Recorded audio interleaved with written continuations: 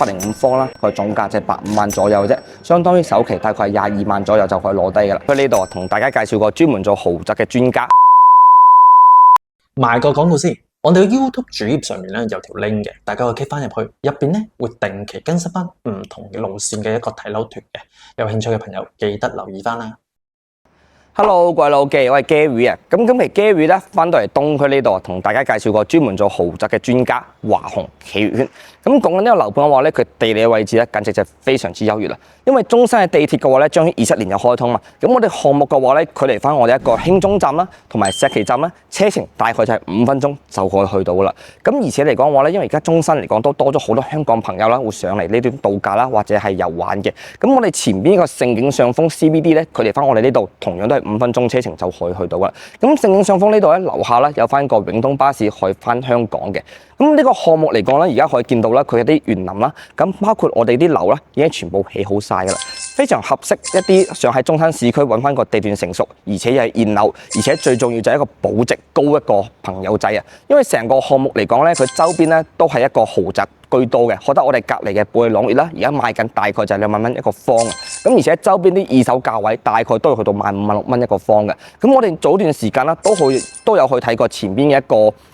逸翠園啦，咁呢邊而家佢賣緊嘅均價毛坯都要去到18,000蚊左右嘅。咁我哋今日睇呢個華雄企業圈，佢而家特價單位講係13,000幾蚊就可以攞低噶啦，而且帶埋精裝。咁按照翻成個樓盤嘅成交均價啦，大概都係14,000幾蚊就可以噶啦。咁項目啦，除咗我哋頭先講嘅地鐵站同我哋呢度比較近之外啦，咁其實周邊嘅商圈都比較多嘅。咁我覺得我哋一個華潤萬象匯啦，包括利和廣場啦，包括前面上方嘅盛景 CBD 啦，咁呢啲距離翻我哋項目嘅話咧，都係非常之近。如果大家週末嘅話咧，上去一啲公園遊玩嘅話咧，可以去翻我哋前面嘅紫馬嶺公園啦，或者係華僑公園都 OK 嘅。成個小區嚟講嘅話咧，真係非常之靚，就算落樓下啦，呢邊散步都係非常之舒服嘅。咁而家可以見到啦，我哋後邊少少呢啲咧就係早期水雲軒一啲住宅嘅。咁以前嘅話咧，當冇咁多4.0產品出現嘅時候咧，咁我哋水雲軒咧其實都已經係做緊啲大平層，而且係一個陽台已經係足足有成20個方咁大噶啦，咁所以講點解話佢呢度係屬為一個豪宅專家咧？咁而家華雄企業圈呢度嘅話咧，佢係賣緊我哋最後一期嘅產品，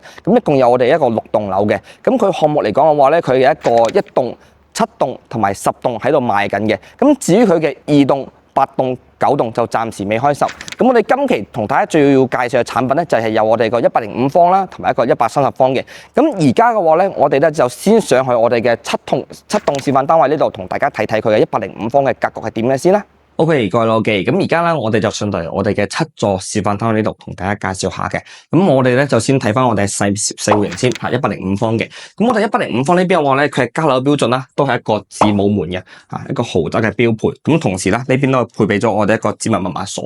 咁我哋呢個戶型嚟講話咧，佢就係一個好傳統一個樹廳嘅格局啊。雖然話係100方咁上下，但係嘅話咧入嚟嘅空間顯得都唔會太過窄嘅。咁而家嚟講話咧，見到嘅話咧，除咗我哋嘅背景牆唔係交樓標準之外啦，其他都係交樓標準嚟嘅。咁我哋而家呢個牆身嚟講嘅話咧，佢係用咗個牆布係包起身嘅，並唔係我哋普通嘅魚膠漆。咁同時嘅話咧，全屋佢嘅一個空調啦，都係配備咗嘅，配備咗個松下嘅一個空調。因為而家我哋呢個背景牆啦，上邊嘅燈帶啦，呢度咧係壞咗嘅，所以嚟講嘅話咧，顯得成間屋嘅話咧，可能會有少少暗吓。因為呢個背景牆咧，加上佢又係用咗個膚色調吓。咁而且我哋地磚呢邊嘅話咧，佢嘅顏色啦，都係一個深色嘅地磚嚟嘅。咁呢種地磚嚟講嘅話咧，我個人覺得咧就有啲高貴高冷嘅感覺吓，而且嚟講嘅話咧，佢用嘅尺寸咧都係啲大磚。出到嚟我哋露台呢邊睇下，咁佢呢邊露台嘅話咧，我好欣賞咧，就係佢連露台嘅瓷磚嘅顏色啦，同我哋客廳嘅瓷磚顏色搭配都係非常之一致嘅。咁而家嚟講嘅話咧，我哋上到嚟啦，可以見到周邊嘅景觀係非常之靚嘅。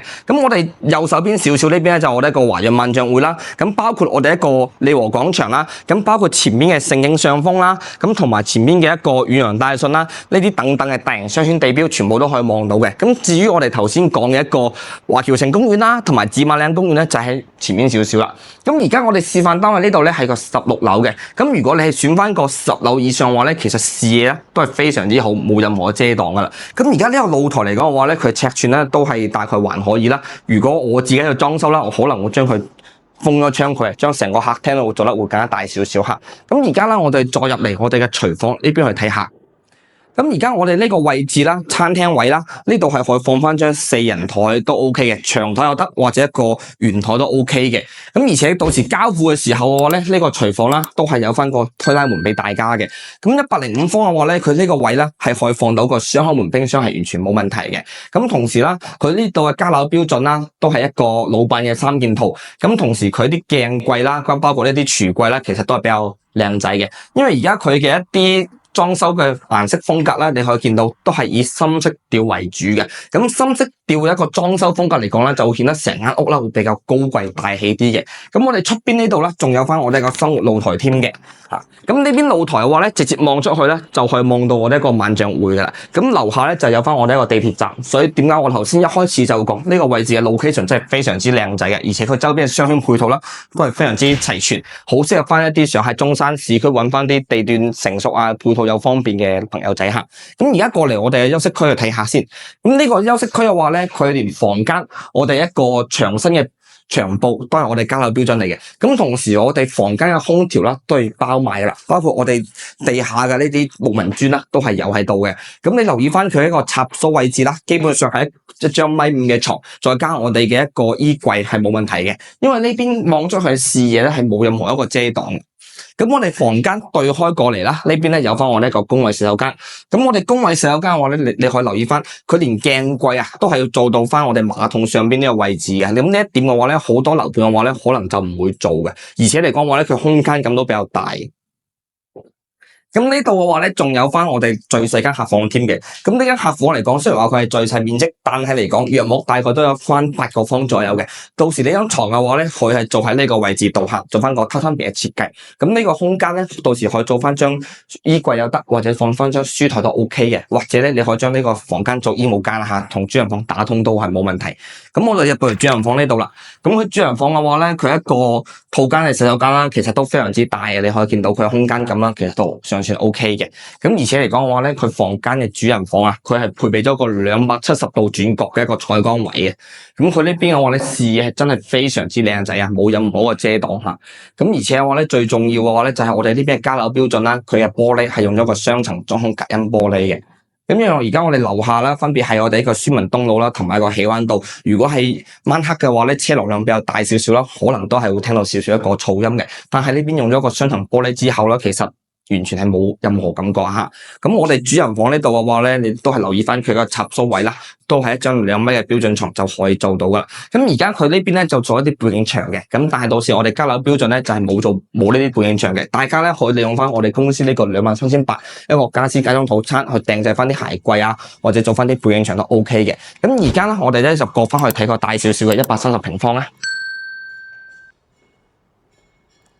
嗱，咁130平方咧，佢咧就係我哋嘅105方隔離嘅，咁所以呢一點嘅話咧，可能有啲朋友啦，可能有啲會介意嘅，咁但係冇辦法，因為呢個戶型嘅話咧，佢做咗個2梯4伙嘅。咁我哋130平方嘅話咧，入過嚟門口啦，咁佢嘅格局可以見到，同我哋頭先睇嘅105方格局係基本上係一致嘅，咁只不過咧就做咗個放大版啦，可以咁講。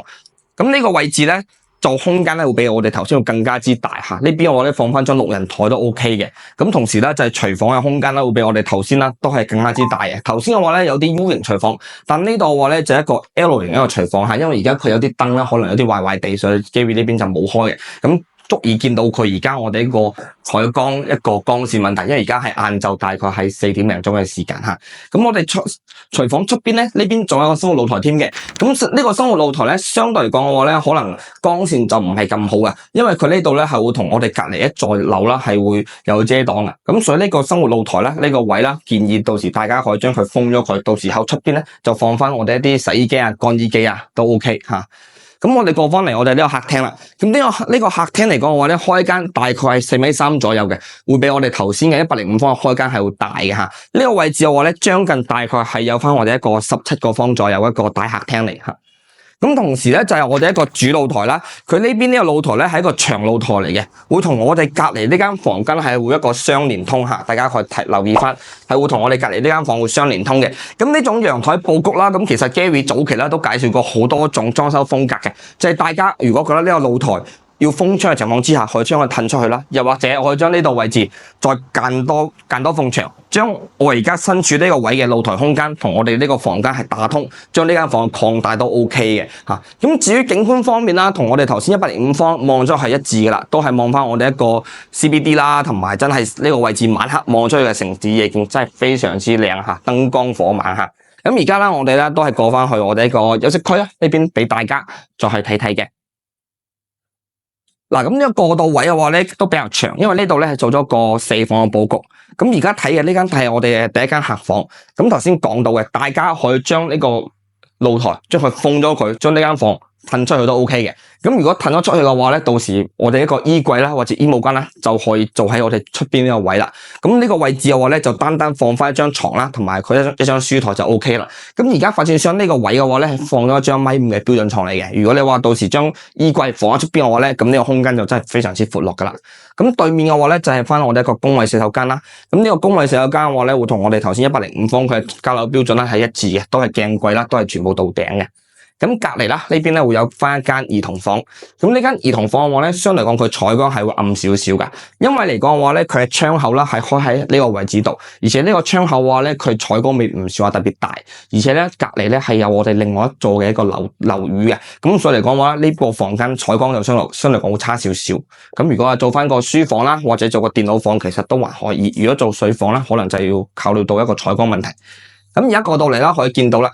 呢個房間咧就係3+1，其中加一呢個房間。呢個房間空間唔算特別大嘅，但係嚟講嘅話咧，如果你有放翻張床喺中間濕，或者將佢位置做喺呢度，其實都 OK 嘅。因為呢個位咧望出去嘅話咧係冇任何遮擋嘅，採光啊視野都係 OK 嘅嚇。咁如果我自己住嘅話咧，因為我人數唔多嚇，咁呢個房間啦，我會將佢做成一個 band 房，因為 Gary 咧平時都會玩下啲樂器啊之類嘅。咁過到嚟我哋主人房啦，咁主人房嘅話咧，佢有個轉角位嘅。咁門口呢個咧就我哋一個主人房洗手間，佢咧就唔怕話洗手間會對住我哋張床啊。咁呢個風水上嘅設計啦，都係非常之好。咁而且嚟講嘅話咧，而家我哋呢個主人房嘅話咧，空間係非常之大嘅。呢個位置已經係有將近有成16個方左右噶啦。咁我哋嘅衣櫃啦，可以做喺呢個度做咗整排衣櫃啦。咁同時啦，我哋呢度咧都有一個兩邊2米一個大床啦，同埋做到3邊落床嚇。同時就係我哋一個轉角飄窗啦，呢邊嘅採光同樣都係非常之靚仔，同埋最欣賞咧就係呢邊望出去嘅夜景啊，真係非常之靚，一流嘅景觀啊！咁而家話咧，我哋咧就落去11步嚇，寫個價單俾大家做一個參考啊！各位老記，咁我哋頭先嘅話咧就係我哋7座示範單位啦，參觀咗我哋嘅105方啦，同埋83方呢兩隻積嘅。咁可以見到嘅話咧，佢室內嘅交樓標準啦，真係非常之高啊！全屋嘅話咧，幫我哋裝咗嘅一個冷氣啦。另外嘅話咧，我哋牆身啦都用翻個牆布去包起身嘅。同埋我最中意嘅地方咧就係呢個露台啦。呢個露台嘅話呢個 view 咧真係非常之正，特別係晚黑嘅話咧，望出去萬家燈火嘅感覺，非常之熱鬧繁華。咁除此之外啦，頭先我哋行喺小區啦，可以見到咧佢小區園林啦，都係有種植翻我哋啲羅漢松啦，同埋連我哋嘅大堂啦，都係層高都係非常之高嘅。牆身嘅話咧，都用翻個杜格拉斯嘅瓷磚啦去鋪上去嘅，而且樓下咧都係做翻我哋一個飯會所一個配套啊。咁而家呢個價錢嚟講嘅話咧，講緊都非常之着數喎，大概係13000幾蚊就可以攞低嘅啦。咁但係如翻我哋頭先睇嘅105方啦，目前有啲中間樓層度啦，大概總價就係85萬左右嘅啫，相當於首期大概係22萬左右就可以攞低嘅啦。咁如果係83方呢隻積嘅話咧，目前總價係未到200萬就 O K 嘅啦。咁可能你覺得200萬都好貴喎，但係你要知道呢度係東區啊，一個最核心嘅地方，而且咧隔離嘅寶利朗悅而家賣緊嘅139方嘅大平層嘅單位啦，目前係要差唔多係要去到成280萬嘅。咁你咁去對比翻嚟睇嘅話，足足呢度係比隔離平咗有成80萬咁多。因為講緊呢個位置嘅話咧，佢同隔離嘅寶利朗悅啦，佢享受嘅地段啦，同埋周邊嘅配套啦，大家係一致嘅。咁而且呢個項目嚟講嘅話咧，佢咧都係做翻個豪宅起家嘅。咁所以嚟講嘅話咧，可以見到翻佢係園林啦，再到佢嘅小區嘅公區啦，再到佢嘅一個交樓標準啦，其實檔次都非常之高嘅。咁如果大家咧對於呢個樓盤咧感興趣啦，要過嚟睇樓咧都非常之方便嘅，只需要屋企啦，冇 lift 落到樓下啦。咁我哋公司咧就有部7人專車由香港接送到你哋嚟呢度實地考察噶啦。咁另外話咧，我哋有個23800一個家私家裝套餐啦，到時大家可以利用翻我哋呢個23800啦，做翻啲訂製櫃啊、背景牆都 OK 嘅。同時收樓之後啦，我哋有個價值3800蚊嘅驗樓服務啊，到時都會幫大家喺做翻啲售後嘅跟進嘅。咁我哋今期嘅分享咧就到呢度啦。如果大家對呢個項目感興趣咧，就快啲聯繫機會啦。咁我哋今期咧繼續到呢度，下期再見，拜拜。